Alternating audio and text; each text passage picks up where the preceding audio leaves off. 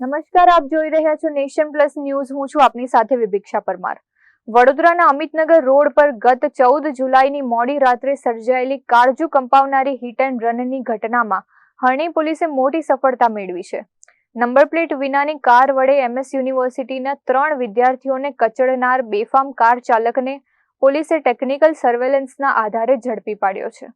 અમિતનગર પાસે થયેલા અકસ્માતનો ભોગ બનેલા 3 યુવકો MS યુનિવર્સિટીના હોસ્ટેલમાં રહીને પ્રથમ અને ત્રીજા સેમેસ્ટરમાં અભ્યાસ કરતા હતા. મોડી રાત્રે પસાર થઈ રહેલ I-20 કારના ચાલકે અંદાજે 70 થી 80 કિલોમીટરની પૂરપાટ ઝડપે જોરદાર ટક્કર મારી હતી. અકસ્માત સર્જીને આરોપી ચાલક માનવતા ભૂલીને ઘાયલોને રસ્તા પર જ તડફડતા મૂકી કાર સાથે ઘટના સ્થળેથી ફરાર થઈ ગયો હતો. આ ભયાનક અકસ્માતમાં ગંભીર રીતે ઘાયલ થયેલા 3 વિદ્યાર્થીઓ પૈકી સારવાર દરમિયાન ઋતુરાજસિંહ નામના હોનહાર વિદ્યાર્થીનું કરુણ મોત નીપજ્યું છે, જ્યારે અન્ય ઈજાગ્રસ્ત વિદ્યાર્થી સુજલ ચૌહાણની ફરિયાદના આધારે પોલીસે આરોપીની ધરપકડ કરવા વધુ તપાસ હાથ ધરી હતી. પોલીસ પકડથી બચવા માટે આરોપી સીધો હાલોલ તરફ ભાગ્યો હતો, પરંતુ કુદરતને કંઈ જુદું જ મંજૂર હતું. વહેલી સવારે 4 વાગ્યાની આસપાસ હાલોલ નજીક જ તેની કાર બ્રેકડાઉન થઈ ગઈ હતી. આરોપીએ બગડેલી કારને ટોઈંગ કરવા માટે એક એજન્સીનો સંપર્ક કર્યો હતો, જે પોલીસ માટે કડી સાબિત થઈ હતી. ACP GB બાંભણિયાના માર્ગદર્શન હેઠળ હરણી પોલીસે તાત્કાલિક લોકેશન પર પહોંચી કારના એન્જિન અને ચેસિસ નંબરના આધારે સરકારી ડેટાબેઝ ચેક કર્યો હતો અને આરોપીની ઓળખ કરી તેને અમિતનગર પાસે આવેલી પલ્લવ પાર્ક સોસાયટીમાં રહેતા તેના ઘરેથી દબોચી લીધો હતો. ઝડપાયેલા 21 વર્ષીય કાર ચાલક હર્ષ મેળાની પૂછપરછમાં તેની ગુનાહિત બેદરકારીના એક પછી એક ચોંકાવનારા ખુલાસા થયા છે. ગઈ તારીખ 13/7ના રાત્રિના 1 વાગ્યાના અરસામાં એક અમિતનગર રોડ ઉપર 4 વ્હીલ ગાડી જે નંબર વિનાની હતી તેણે 2 વ્હીલમાં 3 ચાલકો હતા તેને ટક્કર મારેલી અને હિટ એન્ડ રન કરી અને નાસી ગયેલો હતો. તેમાં સુજલભાઈ ચૌહાણ છે તેણે પોતાની ફરિયાદ આપેલી હતી અને 3 વ્યક્તિઓને હોસ્પિટલાઇઝ કરવામાં આવ્યા હતા. એમાં ઋતુરાજસિંહ છે સારવાર દરમિયાન એક્સપાયર થયેલ છે. ગાડી ચાલકની હરણી પોલીસ સ્ટેશન દ્વારા CCTV સર્વેલન્સ અને અન્ય સોર્સિસથી તપાસ કરતા આ ગાડી ચાલક I-20 જેનો ચાલક છે હર્ષ મેળા, ઉંમર વર્ષ 21, તેઓને ગઈકાલે એરેસ્ટ કરવામાં આવેલ છે. પોતે ગાડીની ટક્કર લાગ્યા પછી સીધો હાલોલ તરફ ભાગેલો હતો અને ત્યાં તેની ગાડી બગડી જતાં ટોઈંગ કરવામાં આવેલી, જેની ઇન્ફોર્મેશન પોલીસને મળતા તેને ઉઠાવી લીધેલ હતો અને ગઈકાલે તેને એરેસ્ટ કરવામાં આવેલ છે. સર, કયા વિસ્તારમાં એ રહે છે અને ત્યાં એક્સિડન્ટ બાદ ક્યાં ફરાર થયો?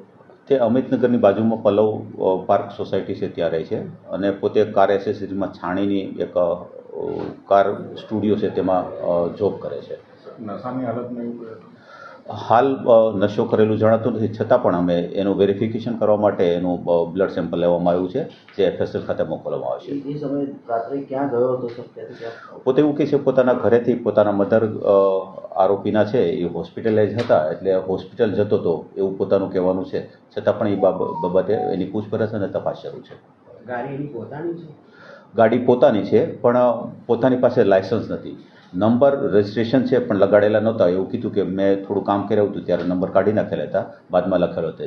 જે ગાડી કબજે કરેલ છે એ ડેમેજ થયેલી છે, તેમજ જે બ્લેક ફિલ્મ જે તે વખતે હતી તે પોતાની જાતે બ્લેક ફિલ્મ દૂર કરી દીધી છે. સર, એ પોતે ગાડી લઈને પછી તેથી ફરાર થઈને આવતો વડોદરા? હા, પોતે જેવું એક્સિડન્ટ થયું એટલે સીધો હાલોલ તરફ ભાગ્યો અને હાલોલ વહેલા 4-4:30ની આજુબાજુ હાલોલ તરફ એક જગ્યાએ તેની ગાડી બ્રેકડાઉન થઈ અને ટોઈંગનો કોન્ટેક્ટ કર્યો અને ટોઈંગ દ્વારા આપણને માહિતી મળી કે ભાઈ આ ગાડી આ જગ્યાએથી લાવવામાં આવે છે અને જે ગાડીના એન્જિન ચેસિસ નંબર ઉપરની વેરિફિકેશન કરતાં નાના નંબર મળી આવેલા નંબરમાં ડેટાબેઝ ચેક કરતાં જે આરોપી છે તેની વિગત મળી આવેલી હતી. આપણે ધરપકડ કરી એની કે એક પોતે જ હાજર થઈ ગયો? ના, ધરપકડ કરવામાં આવી છે એના ઘરેથી હતી. સાહેબ, કેટલાની સ્પીડમાં હતા? બની શકે ઓવર 70 થી 80ની સ્પીડ હશે એવું અત્યારે અનુમાન છે મારું. એને દેખાવ નહીં? એવું કહે છે કે મારી સ્પીડમાં મને ખ્યાલ ન રહ્યો અને એક્સિલેટર પર પગ દબાઈ જતા સ્પીડ ગાડીની પકડી એની હિસાબે ટક્કર લાગી ગઈ. કેટલી ઉંમર વર્ષ? એની ઉંમર વર્ષ 21 છે.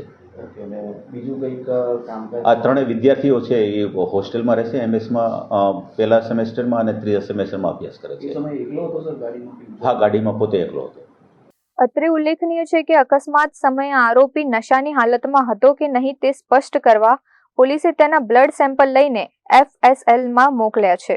બીજી તરફ આરોપીએ બચવામાં એવો દાવો કર્યો છે કે તેની માતા હોસ્પિટલમાં હોવાથી તે ઉતાવળમાં હતો.